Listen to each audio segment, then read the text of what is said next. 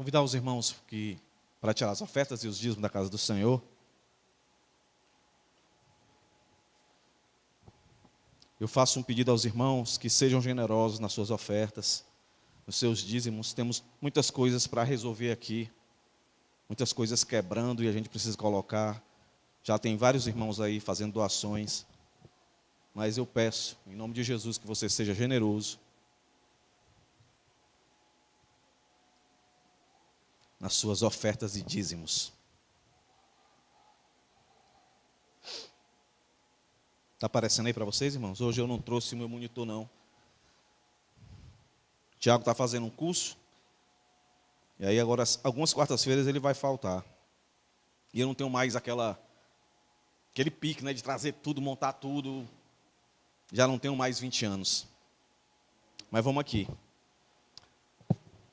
Meus irmãos, antes de começar, eu não sei se isso acontece com você, mas às vezes acontece comigo de vir como eu posso dizer, um senso, pensamento, uma conscientização de como a graça de Deus é abundante. No caso, na minha vida. Quando eu estava cantando essa canção aí, por um instante, por um segundo, veio na minha mente que eu podia estar em qualquer lugar, mas Deus, na sua soberania, quis me trazer para cá, e antes de me trazer para cá, Ele me salvou, e não deixou que eu vivesse a minha vida segundo a minha vontade. E ainda estou tomado desse senso de gratidão a Deus por tudo que Ele tem feito na minha vida.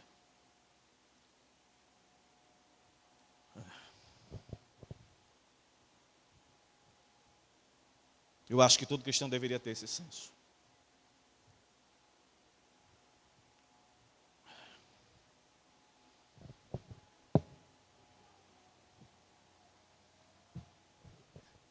Gratidão a Deus por ter me salvado, por me sustentar, por me dar a condição de estudar para pregar, mesmo com as minhas falhas, com as minhas fraquezas, o Senhor ter sido generoso comigo, com a minha casa, com a minha família. E eu não consigo expressar isso com palavras.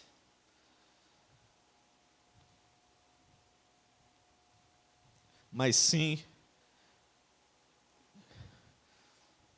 demonstrando assim com as minhas lágrimas, a gratidão que eu tenho por Deus.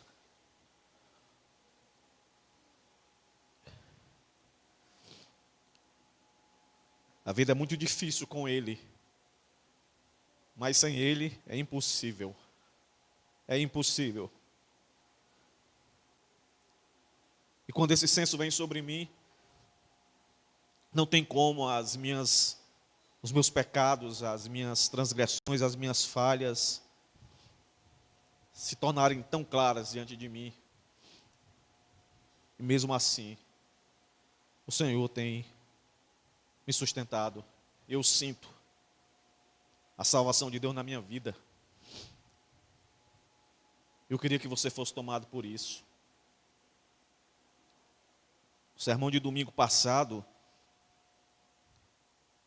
me deixou em reflexão sobre essa questão. Até onde eu posso entender que eu estou vivendo um cristianismo de ativismo ou de devoção. Sou grato a Deus por Ele ter trazido essas palavras aqui, está trazendo essas palavras para os irmãos. Gratidão a Deus, meus irmãos. O meu choro aqui é de gratidão a Deus, não é de murmuração, não é de sofrimento, de dor, de angústia, mas é de gratidão a Deus. Gratidão a Deus, meus irmãos. E com esse sentido de gratidão a Deus, mais uma vez, me sinto privilegiado de falar da importância de estudar as Escrituras. enquanto centenas e milhares de pessoas estão diante de pessoas dizendo que estão falando a palavra de Deus, na verdade não estão fazendo. Não por arrogância e soberba, mas eu acredito que nós aqui da Igreja Bíblica falamos segundo a vontade de Deus. Então queria só recapitular o que nós vimos na semana passada, os 3 passos. E a observação foi o que mais a gente trabalhou. E nós vimos que a observação, ela, para ter êxito, precisa passar pelo menos por esses 4 pontos aí, né? Termos, estrutura, forma literária e contexto. Termos uma palavra, estrutura, né? Entender quais são os substantivos, os verbos ali e tal. Identificar um verbo. Até minha esposa brincou que ela leu o texto lá todinho. Eu disse, meu filho, você mandou procurar verbo, é só o que tem verbo lá. Só que você vai procurar verbo e vai associar ao verbo principal. Né? Sempre vai ter um argumento principal, um pensamento principal, de onde vai desenrolar toda a argumentação do escritor do texto. Então você pega todos os verbos e normalmente você não prega o texto todo. Você prega um pedaço, né? E você vai associar e ver qual desses verbos todos, qual é o que tem mais peso. Forma literária, uma carta, nós lemos agora no começo a palavra de Deus, mas ali não era uma carta. Ali era um relato histórico. Então a abordagem lá é bem diferente, né, do que uma carta como essa de 2 Coríntios. Beleza? Que a gente vai estudar hoje. Depois nós vimos a importância da interpretação, entendendo que a interpretação correta, ela só vai advir de uma observação bem feita. Se você não aplicar uma observação bem feita, você não vai chegar à interpretação, porque a interpretação exige perguntas, respostas e integração dessas perguntas e respostas, que vai dar mais ou menos a ideia do sentido principal do texto. Aí, depois disso, vem a aplicação, né? Está aparecendo aí, pessoal? Beleza. Como funciona para mim, não é aquilo que eu disse, você que está estudando a palavra de Deus, que é vamos chamar assim, um crente comum, que você não vai pregar, né, assim, formalmente, mas você vai pregar informalmente. Então você precisa entender o texto, cortando em você, para depois cortar na pessoa que você vai evangelizar. É responsabilidade de todos. Beleza? E aí nós entendemos, por Salmos, um dos textos de vários, a importância da observação. O salmista dizendo, desvenda os meus olhos para que eu contemple as maravilhas da tua lei. E aí eu trouxe um pensamento, uma fala de um grande erudito, né? Falando que a melhor coisa que ele já fez por alguém foi ensinar homens e mulheres a observarem. E aí nós trouxemos alguns testes, né, que a gente fez e tal, né? Ver como era a diferença de ver e observar. Vários testes, até a gente chegar no texto em questão. Um texto bastante mal compreendido, né? É o verso 6 do capítulo 3 de 2 Coríntios. Você pode abrir a sua Bíblia aí, em 2 Coríntios capítulo 3. Que hoje nós vamos aplicar as nossas observações nesse texto aí. Eu já deixei para os irmãos marcado aí, né, os verbos principais aí dessa porção, né? Habilitou, matar, vivificar. Quem está matando, quem está vivificando, quem está habilitado, né? A observação do texto gera essas perguntas, né? Quem é que está habilitado aí? O que é que mata? O que é que vivifica? Para muitas pessoas ainda hoje, quando eles leem esse texto, não é? Que diz o quê? O qual nos habilitou para sermos ministros de uma nova aliança, não da letra, mas do Espírito, porque a letra mata, mas o Espírito vivifica. E as pessoas dizem, olha, estudar demais, algumas pessoas dizem, estudar demais deixa você seco, frio, ou seja, mata a sua espiritualidade. Então você tem que ser espiritual. E normalmente as pessoas entendem espiritual como ausência de estudo.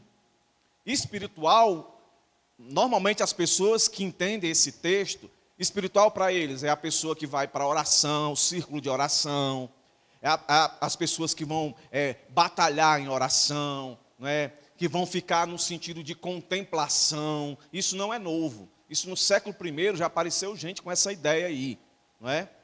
E no século XVI, pessoas novamente aparecendo com essa ideia, devido ao contexto muito formal, né? Depois que a reforma surgiu, junto com o racionalismo, as pessoas começaram a pensar demais, e isso entrou dentro da área teológica, e as pessoas iam para a igreja, não iam mais para entender o texto e se aplicar à sua vida, mas para ver quem ganhava na erudição, quem era o mais profundo, quem era o que falava melhor na sua oratória. E aí muitos se levantaram, né, para lutar contra esse formalismo, em buscar uma espiritualidade mais na prática. E daí saíram um movimento chamado os Quakers, quietismo, que esqueceram a Bíblia de lado e começaram a buscar emoções simplesmente em experiências com Deus. Então, normalmente, essas pessoas, às vezes, sabendo e nem sabendo disso, estão repetindo esse erro de olhar para o texto, não considerar o contexto, e olhar para o verso e já entender, já achar que o que o texto está querendo dizer é isso. Olha, eu ouvi muito isso, né? Principalmente quando eu comecei a fazer seminário. E eu comecei a entender certos textos. E quando eu queria explicar para alguém, e a pessoa, né? Porque normalmente nós não gostamos de ser contrariados, né? A gente tem que ter muita sabedoria quando a gente vai ensinar alguém. Porque as pessoas sempre se sentem constrangidas quando estão sendo corrigidas ou quando alguém parece ter mais conhecimento do que ela, não é? Então eu ouvia, se cuida, viu? Que a letra mata, o espírito vivifica. E eu, né, às vezes por imaturidade, eu começava a rir da pessoa, tu sabe de nada, vem aqui que eu vou te explicar o texto. Isso não é assim que a gente tem que fazer. A gente tem que orar a Deus e pedir uma oportunidade para explicar. Então aqui a gente já parte entendendo que o texto não diz isso. O texto não proíbe o cristão de estudar, né? O cristão tem que estudar, não é à toa que o nosso título maior do devocional é a importância de estudar a Bíblia, né? Aqui nós temos pessoas formadas em várias áreas, né? Não é condenado estudar. A Bíblia foi registrada com letras que formam palavras e frases, né? Alguém teve que estudar para colocar aqui. Então, assim, a grosso modo, sem precisar ir para contexto para explicar que isso está errado, só bastava dizer para a pessoa, então por que tem Bíblia? Alguém estudou para escrever, para passar para a gente. Então, o que é que nós vamos aprender aqui? Nós vamos aprender o sentido do texto, para quando alguém realmente quiser entender, você vai saber dizer. Então, o que é que esse texto quer dizer? Né? Ele não quer dizer que é estudar demais que mata. Então, o que é que ele quer dizer? O que é que ele está falando? Então, pronto. O que é que a gente tem que fazer? A gente tem que olhar o contexto onde o texto está inserido, certo? E aqui, no caso, esse texto é até fácil, porque no próprio capítulo ele vai se responder aqui. Às vezes você tem que ler o livro todo, né? a epístola toda, para poder entender o que o autor está querendo dizer. Mas nesse caso, não. Então, o que é que nós vamos fazer? E aí é para você perceber. Eu vou tentar fazer aqui mais ou menos o que todo cristão deveria fazer, certo? Quando vai estudar uma passagem. Aí você vai perceber algumas coisas, por exemplo, que toma um pouquinho de tempo, você tem que registrar um pouco de tempo. E aqui eu não estou colocando a ideia formal de quem vai estudar para preparar um sermão. A ideia que eu coloquei aqui é de um crente normal, que você pode fazer isso aqui. Então vamos lá.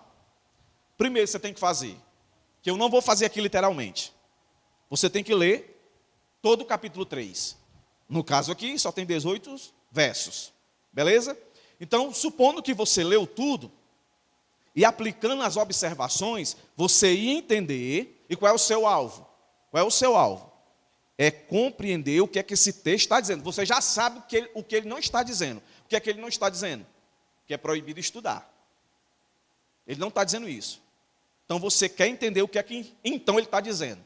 Então, você lê o capítulo todo. Depois que você lê o capítulo todo, você vai observando, você vai entender que do verso 1 ao verso 11, já se encontra a resposta do verso 6. Então, partindo daqui, nós vamos começar, certo? Lembrando, primeiro passo, eu ia ler o capítulo todo.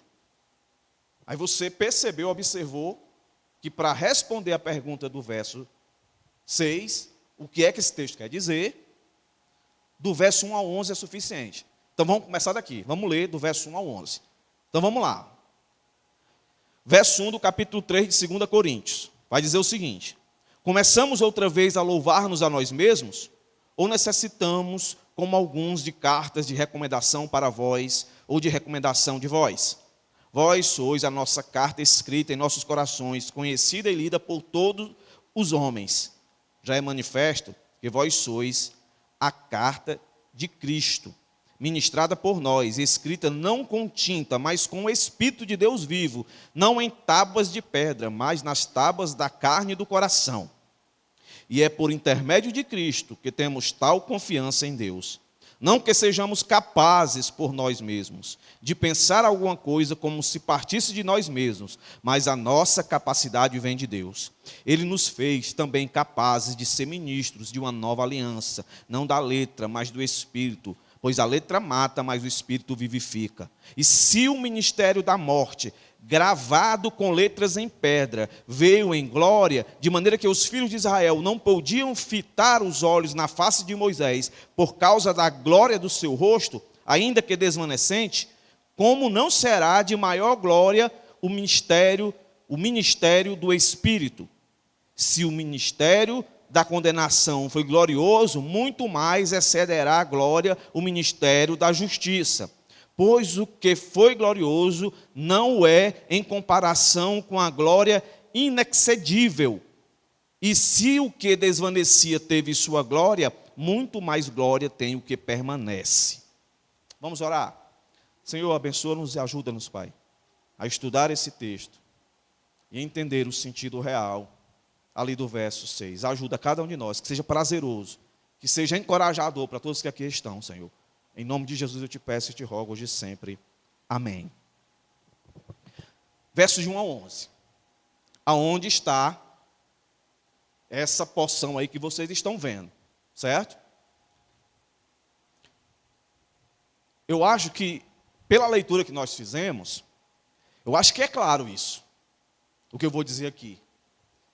Que o autor está fazendo contrastes com algumas coisas aí, contraste. E o que a gente tem no nosso texto aí é um contraste. Letra, espírito. Mata, vivifica. Há um contraste aí. Entre letra e espírito, entre matar e vivificar. Ou vida, morte. Não sei se os irmãos perceberam que há isso no texto aqui. As perguntas que você tem que se fazer a priori. Quem está escrevendo isso aqui? É Paulo que está escrevendo. Paulo está escrevendo isso aqui para a igreja de Corinto, ali na Grécia. Ele escreveu a primeira carta, com várias exortações. A segunda, a partir do capítulo 11 em diante, 10 em diante, Paulo vai começar a se defender. Estão desconsiderando o apostolado de Paulo. Estão desconsiderando. Então, a segunda carta, ele vai trazer algumas ideias teológicas, e aqui aparece uma, né, e se defender, né, do seu chamado apostólico. Então, vamos lá. O que é que a gente vai fazer aqui para conseguir entender qual o sentido do verso 6? O que é que a gente quer saber? O que é essa letra, o que é esse espírito, o que é que morre, o que é que vive. A gente quer saber isso aí. Nós já sabemos o que não é, queremos saber o que é. Então, como é que nós vamos fazer? Nós vamos caminhar assim, ó. Uma observação geral. 2 Coríntios 3, Paulo compara, ou faz contraste, do ministério da antiga aliança, a lei, e o ministério da nova aliança, que é a graça. E comprova a superioridade do ministério da nova aliança, que é a graça. São contrastes aí que ele faz, de um modo geral. Essa perspectiva geral, fazendo contrastes. É só você olhar para o seu texto aí, e você vai perceber os contrastes que ele vai fazendo aí. Segunda coisa que a gente tem que fazer: observar, ou observando nos versos de 1 a 3. Então vamos de porção por porção. Vamos olhar para o verso de 1 ao 3. O que é que diz o verso de 1 ao 3? Começamos outra vez a louvar-nos a nós mesmos? Ou necessitamos, como alguns, de carta de recomendação para vós, ou de recomendação de vós? Vós sois a nossa carta escrita em nossos corações, conhecida e lida por todos os homens. Já é manifesto que vós sois a carta de Cristo, ministrada por nós, e escrita não com tinta, mas com o Espírito do Deus vivo, não em tábuas de pedra, mas nas tábuas de carne do coração. Contraste aí. Então, o que é que Paulo está dizendo aqui logo do verso 1 ao 3? Vamos aqui. Os judaizantes gabavam-se de ter carta de recomendação. E Paulo não tinha. E por isso, eles estavam condenando Paulo como um falso apóstolo. Aí Paulo vai responder, né, dizendo isso aí, que ele não precisa, que a carta que comprova o ministério de Paulo é a conversão dos coríntios. Não é? Então isso era uma prática comum na igreja de Jerusalém. E chamava a atenção do povo pelo fato de que Paulo não tinha esse tipo de credencial. Isso que a gente observa que Paulo está combatendo. Está dizendo o quê? A minha carta são vocês.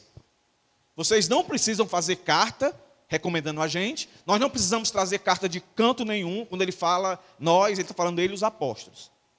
Porque vocês mesmos, vocês. É como se eu dissesse assim, alguém tivesse dúvida de que eu realmente tenho um ministério pastoral. Aí eu ia dizer, a minha igreja demonstra, está aí os irmãos aí que estão há muito tempo comigo, então isso comprova, que eles reconhecem o meu chamado e tal, e tal, e tal, e tal. Mais ou menos isso.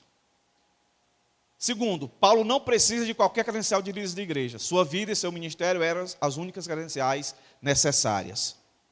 Curto e grosso, do verso 1 ao 3, é isso que Paulo está dizendo. E presta atenção que ele começa a introduzir um contraste aqui, que vai dar uma ideia, né, do que ele está querendo dizer no verso 6. Ó, no final do verso 3 ele diz, ó, mas com o Espírito do Deus vivo, Espírito, não em tábuas de pedra, mas em tábuas de carne do coração. Presta atenção, irmão. Presta atenção. Quando Deus deu a lei, as tábuas aí de pedra, Paulo está fazendo uma referência à lei que Deus deu a Moisés. Lembra que ele sobe no monte para receber uma primeira vez, depois quebra de raiva, depois volta de novo? Deus dando, Paulo está se referindo a isso. As tábuas da lei, de pedra, colocadas dentro da arca da aliança. Mesmo que os israelitas pudessem ler as duas tábuas, essa experiência não transformava a vida deles. Paulo já começa a dar a ideia assim. O que transformou e o que transforma não é nada externo. Por mais que tenha sido estudado, a referência é à lei, mas é algo interno, tem que ter uma ação interna. Por isso ele disse no verso 3, mas com, né, e antes ele diz, escrita não com tinta, mas com o Espírito do Deus vivo. Mais um pouquinho. A lei era algo exterior, e as pessoas precisavam do poder interior, para que sua vida fosse transformada. É isso que Paulo está querendo dizer aqui. Vocês foram salvos, não foi por lei, por obediência de lei, mas por uma ação de Deus, escrever nos corações de vocês. Até aqui, estão entendendo, meus irmãos? Onde está passeando o argumento de Paulo aí? Ele começa se defendendo, ele começa a introduzir agora a condição da qual aqueles que estão querendo dele uma carta de comprove que ele é ministro do Senhor, ele está dizendo, a minha carta é vocês terem sido salvos, terem sido alcançados por Cristo. E aí nós vamos dar um salto, vamos do verso 7 ao verso 11, que é a nossa porção, certo? Que foi identificada como suficiente para responder o que está no verso 6. Então nós vamos agora para aquilo que a gente chama de pós-contexto, né? É tudo contexto, o que vem antes, o que vem depois. Mas nós vimos até agora aquilo que veio antes, né? O pré-texto. Agora o pós-texto. Vamos ver se vai dar mais luz, se os irmãos já vão conseguir perceber o que é que o verso em questão nosso, o verso 6, está querendo dizer. Certo? Então vamos aqui. Primeira coisa. Vamos ler o verso 7 até o 11. Ele, e presta atenção nos contrastes aqui, ó. Lembra, irmãos, Paulo já fez um contraste no verso 3. certo? No finalzinho do verso 3, tábuas de pedra, tábuas de carne, né? E essas tábuas de carne escrita pelo Espírito de Deus. Aí agora, verso 6, ele vai começar a falar mais sobre esse contraste. Olha o que ele vai dizer. Ele nos fez, a gente já entende que é Paulo e os apóstolos, né? Ele nos fez também capazes, verso 7. E se o ministério da morte, presta atenção, da morte, gravado com letras em pedras, aí lembra lá do final do verso 3, tábuas de pedras, você já começa a entender o que é que Paulo está querendo dizer aí com isso daí. Veio em glória, de maneira que os filhos de Israel não podiam fitar os olhos na face de Moisés por causa da glória do seu rosto, ainda que desvanecente, como não será de maior glória, olha o contraste, o ministério do Espírito. Ele está contrastando aí, está fazendo um contraste aí de o ministério gravado em pedras com agora o ministério do Espírito. Que isso aí a gente já começa a ver muito parecido com o que está no verso 6, para responder a nossa pergunta, certo? Ele continua. Se o ministério da condenação foi glorioso, condenação está ligado à pedra, à lei. Se o ministério da condenação foi glorioso, muito mais excederá em glória o ministério da justiça. Justiça está ligado ao ministério do Espírito. Segue o contraste. A primeira que vem se relaciona com pedra. A segunda que vem se relaciona com o Espírito. Sempre vai ser assim. E ele vai e diz, verso 10, pois o que foi glorioso não é em comparação com a glória inexcedível. E se o que desvanecia teve sua glória, ele está falando do que aconteceu com Moisés, muito mais glória tem o que permanece. O que permanece é a justiça, o que permanece é o Espírito. De onde é que Paulo está tirando isso? Então, às vezes é necessário, a gente está estudando o texto, é necessário a gente ver com que tipo de argumento Paulo está tratando isso. Ele está tratando com a Escritura. Então, abra a sua Bíblia aí, no texto que aparece aí. Êxodo 34, do verso 29 a 35. Êxodo 34.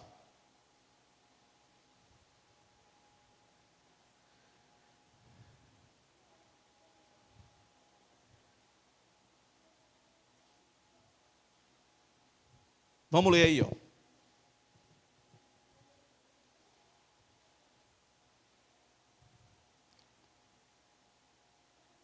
Isso aqui é o que Paulo está parafraseando lá. Paulo está citando a Escritura. Entendeu? Então veja aí, Êxodo 34, do verso 29 ao 35. Olha aí. Quando Moisés desceu do monte Sinai, trazendo nas mãos as 2 tábuas do testemunho, as pedras, né? Quando desceu do monte, Moisés não sabia que a pele do seu rosto resplandecia, por haver Deus falado com ele. Olhando Arão e todos os filhos de Israel para Moisés, a pele do seu rosto resplandecia, pelo que tiveram medo de aproximar-se dele. Moisés, porém, o chamou. Arão e todos os príncipes da congregação tornaram a ele, e Moisés lhe falou. Depois chegaram também todos os filhos de Israel, e ele lhe ordenou tudo o que o Senhor falara com ele no monte Sinai. Tendo Moisés acabado de falar com eles, pôs-se um véu sobre o seu rosto. Porém, entrando Moisés perante o Senhor para falar com ele, tirava o véu, até sair. E quando saía, dizia aos filhos de Israel o que lhe era ordenado. Via os filhos de Israel que o rosto de Moisés resplandecia. Então Moisés cobria de novo o rosto com o véu, até entrar para falar com Deus. Então, até aqui, o que Paulo está querendo dizer, dos versos 7 ao 11, é mais ou menos isso aqui. Afirma que a glória da nova aliança da graça é extremamente superior, de vários motivos, para apoiar sua afirmação. Você olha para o texto de novo lá, do verso 7 ao verso 11, ele vem fazendo os contrastes, ele termina dizendo, no verso 11, e se o que desvanecia o rosto de Moisés, nós acabamos de ler, e ele disse aqui, teve sua glória, não deixou de ter sua glória, ele diz, muito mais glória tem o que permanece. O que é que permanece? É o que ele diz, a glória, o ministério da justiça, verso 9. Verso 8, o ministério do Espírito. Então, o que é que Paulo está querendo dizer aí? 3 coisas. A glória da nova aliança, ele está falando de aliança. Aliança antiga e aliança nova. Aliança antiga ligado às leis, ao pacto passado. Aliança nova a Cristo, que inaugurou a nova aliança, certo? Pela graça, nunca por obras, nunca foi por obras no passado, nunca foi. Então, Paulo está dizendo isso aí, a glória da nova aliança representa vida espiritual, não morte. Verso 7 e verso 8. Verso 9, verso 10, a glória da nova aliança representa justificação, não condenação. Presta atenção que o verso 10 vai dizer lá, termina com justiça. E o verso 11, a glória da nova aliança é permanente e não temporária.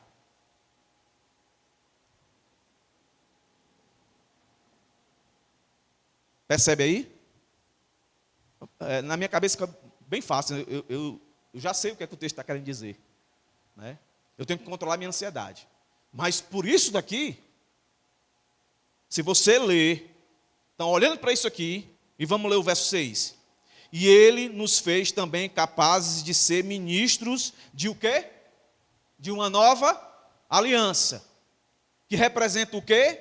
No verso 7 e 8, vida espiritual e não morte. E ele diz, continua, né? Não da letra, mas do Espírito.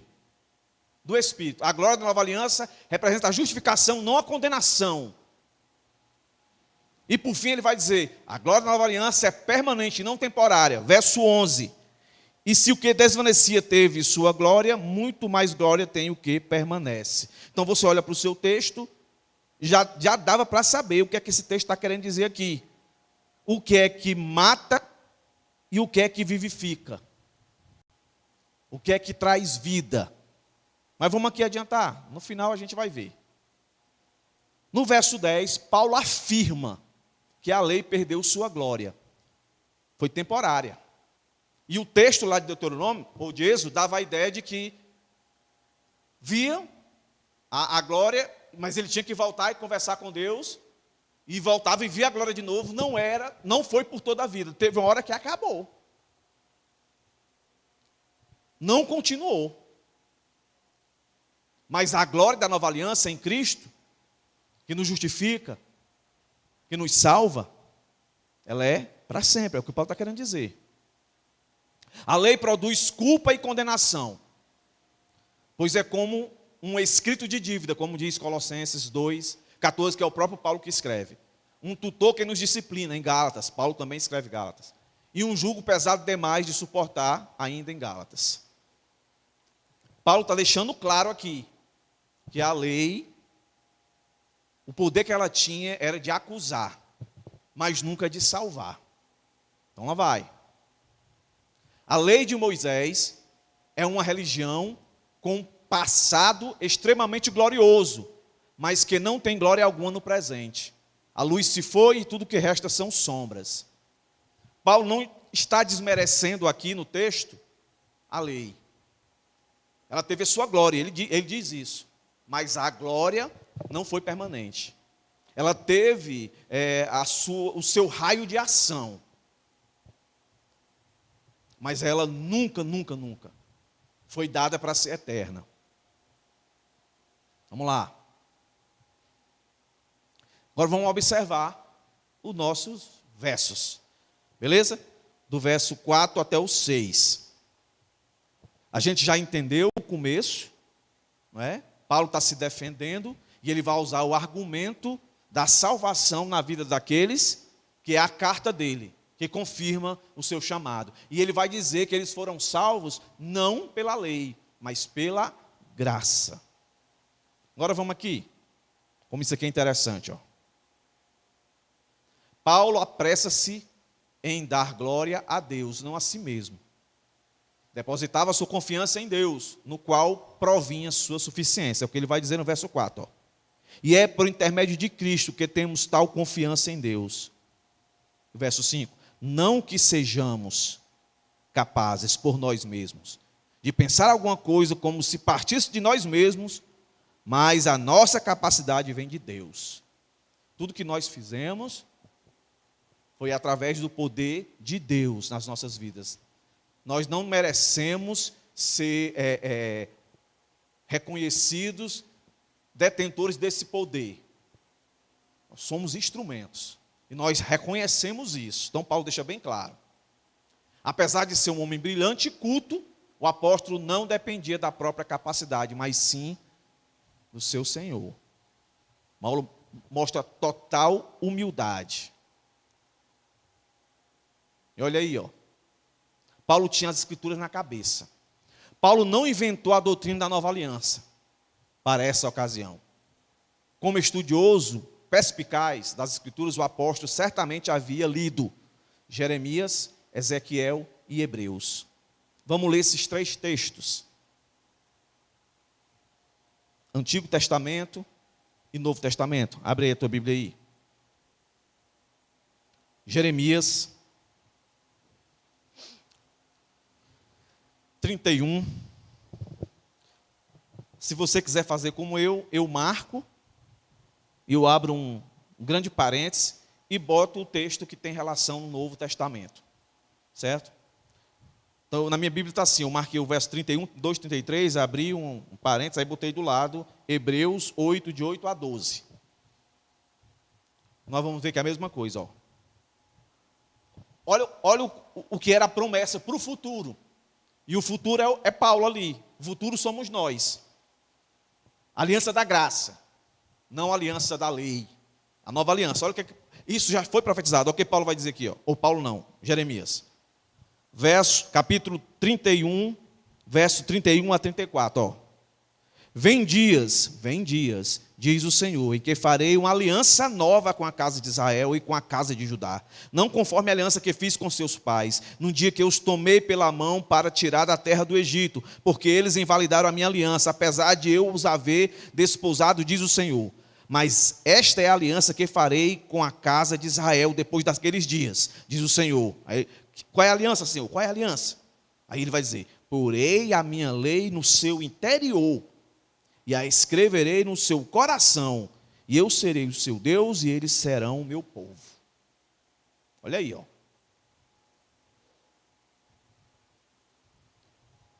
Agora vamos para Hebreus 8, de 8 a 12. Acho que essas duas são suficientes. Ezequiel vai repetir. Né? Então acho que essas duas é suficiente para a gente ler aqui, até porque o meu tempo já está corrido aqui. Vamos lá. Para Hebreus.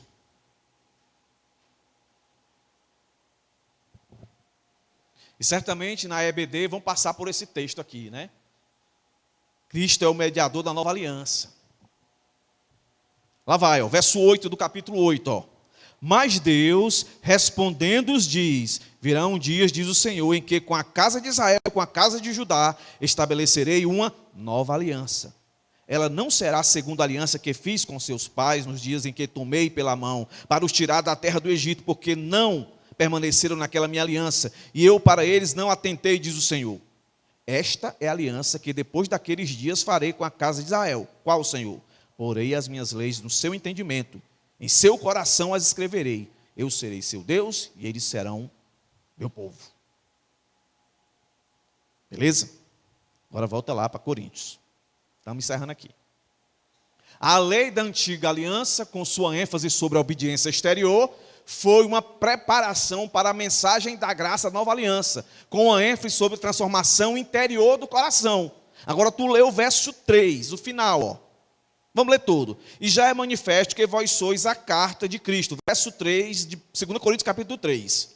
E já é manifesto que vós sois a carta de Cristo, ministrada por nós, e escrita, não com tinta, mas com o Espírito do Deus vivo, não em tábuas de pedra, antiga aliança, mas nas tábuas da carne do coração, nova aliança. Beleza? Vamos lá. Em 2 Coríntios 3,6, está aí. A letra refere-se à lei da antiga aliança, enquanto o Espírito refere-se à mensagem da graça da nova aliança. Então, o que é que o texto está querendo dizer para nós, quando você olha para ele e ele diz isso? E ele nos fez também capazes de ministrar uma nova aliança, não da letra, mas do Espírito, pois a letra mata, o Espírito vivifica. O que é que Paulo está querendo dizer aqui? Então, vamos parafrasear aqui. Segundo tudo que a gente entendeu aqui dos contextos, do verso 1 ao 3, do verso 7 ao 11. O que Paulo está querendo dizer é o seguinte, olha para o verso 6. E ele nos fez capazes de ministrar, ser ministro de uma nova aliança, não da antiga aliança, mas da nova aliança, do Espírito. Pois a antiga aliança, a lei que foi feita nas tábuas, ela matou, porque condenou todo mundo. Ninguém conseguiu cumprir, ela matou todos. As pessoas chegavam diante dela e diziam, faz isso, a pessoa não conseguia. Então ela matou, porque ninguém consegue viver. E Paulo, escrevendo lá aos Romanos, ele diz que a lei teve a sua validade, porque ela mostrou para mim o que era pecado. Então ela mostrou que eu estava morto. Então Paulo está dizendo isso aqui, ó, parafraseando, certo? Porque a antiga aliança, a lei, as tábuas mata, mas o Espírito, a nova aliança, a graça vivifica. Pronto.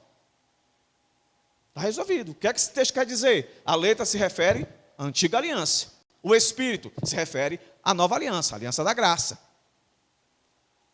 Depois que a gente amarra as pontas, não fica óbvio, irmãos? Ou será que é um de vocês aqui não concorda? Está aí, meus irmãos. Nós lemos o contexto todo da passagem. E, em hipótese alguma, isso aqui está proibindo as pessoas de estudar. O que isso aqui está dizendo é um negócio maravilhoso. Está falando de salvação. Nós estamos na nova aliança. Paulo lembra seus leitores que a lei da antiga aliança não é capaz de dar vida, de gerar vida. É um ministério de morte. É só você ler Gálatas. Eu tinha várias referências aqui para ver, mas a gente não tem mais tempo. Leia Gálatas, é bem pequenininho. Leia lá que você vai ver a comparação que ele faz com a lei. A relação que ele faz é sempre de morte, morte, morte, morte. Vida, a nova aliança, o Espírito. Beleza, irmãos? Então, vamos partir para a conclusão. Ó. Resumindo toda a nossa porção aqui. Ó. Paulo destacou, está aparecendo aí, pessoal? Está aparecendo? Paulo destacou que o ministério da graça é interior, do verso 1 ao 3. O verso 3 é que dá fecha esse argumento, não é? Ó, Paulo destacou que o ministério da graça é interior, que vivifica, do verso 4 ao 6, e que implica em uma glória cada vez maior. Nunca se acaba. Se a lei, no passado, teve o seu valor, teve a sua glória, quanto mais o ministério da nova aliança. Que é isso que ele vai dizer no final. Ó. E se o que desvanecia, desaparecia, teve sua glória, muito mais glória tem o que permanece. Então é isso aí, meus irmãos. Ó. Devemos então dar valor a esse ministério, tão maior, então, e de infinita glória. Nada se compara com a glória do Senhor. Qual é o ministério que a gente tem que ser grato a Deus? Da nova aliança. Que é a graça de Deus, de tocar o nosso coração. E mudar a nossa natureza. E nos fazer de fato andar como Ele quer que nós venhamos a andar. Beleza, irmãos? Deu para entender aí, meus irmãos? Mais ou menos aí? Deu para entender aí? Deu? Então pronto. Quarta-feira que vem, nós vamos pegar um outro texto e vamos fazer isso aqui de novo. Pelo menos 2 textos para os irmãos terem mais ou menos uma ideia de como é que a gente estuda a Bíblia. É mais ou menos isso, está vendo, meus irmãos? É gostoso, meus irmãos, é bom. A gente aprende muita coisa, a gente fica naquele mundo ali, ó. Isso é melhor do que Netflix. Beleza, irmãos? Então, que Deus abençoe vocês.